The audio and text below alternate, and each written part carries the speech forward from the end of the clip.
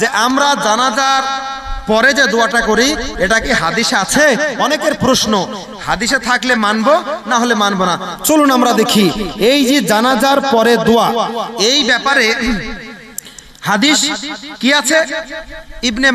ইবনে মাজা শরীফের হাদিস, কিতাবুল জানায়েজ খুলবেন, ইবনে মাজা কিতাবুল জানায়েজ প্রথম নাম্বার খণ্ড 480 নাম্বার পৃষ্ঠা, হাদিস নাম্বার 1497, বাইরুত লেবাননের ছাপ, আবু দাউদ শরীফ 3 নাম্বার খণ্ড 538 নাম্বার পৃষ্ঠা, হাদিস নাম্বার 3199, বাইরুত লেবাননের ছাপ, ইবনে হিব্বান 7 নাম্বার খণ্ড 346 নাম্বার পৃষ্ঠা, হাদিস নাম্বার 3077, জামিউস সাগীর 1 নাম্বার খণ্ড 58 নাম্বার পৃষ্ঠা, হাদিস নাম্বার 729, বাইরুত লেবাননের ছাপ, খতিব তিবরিজি মিসকাতুল মাসাবি, হাদিস নাম্বার 1174। তারপরে আপনার ইবনে হিব্বান as-সহিহ, হাদিস নাম্বার 3077, আলবানী সহিহুল মিসকাত, হাদিস নাম্বার 1674।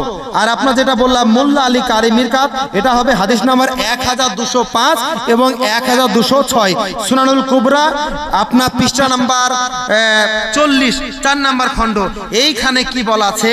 এইখানে বলা আছে আন আবি হুরায়রা ক্বালা সামি'তু রাসূলুল্লাহ সাল্লাল্লাহু আলাইহি ওয়াসাল্লাম ইয়াকুলু ইযা সাল্লাইতুম আলাল মাইয়্যিতি ফাখলিসু লাহু দুআ।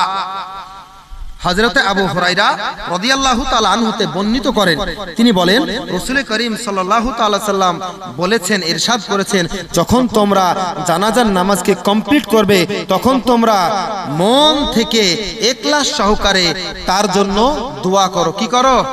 এই কি করো? দোয়া করো। ফাখলিসু লাহু দুআ, তার জন্য অন্তর থেকে মন থেকে মন খোলাসা করে মাইয়াতের জন্য কি করো? এই কি করো? দোয়া করো। কার হাদিস? কার হাদিস? হাদিস পাওয়ার পর যদি আপনি না করেন আমার কোনো অসুবিধা আছে? নামাজ তো ফরজ, অনেকে পড়ে না, আমার কোনো অসুবিধা আছে? হাদিস দেওয়ার পরে যদি বলেন যে না দোয়া করা হাদিসে নেই, জানতে হবে সে জুল খাওয়াইশের দলে আছে, জানতে হবে সে হাদিস দেখেইনি, জানতে হবে সে কোরআন পড়েনি, ফিকহ পড়েনি, ইজমা পড়েনি, কিয়াস পড়েনি। এই মুসলমান, আপনার জানাজার নামাজের পরে দোয়া করা কোরআন হাদিস থেকে সাব্যস্ত, এগুলা পড়তে হবে।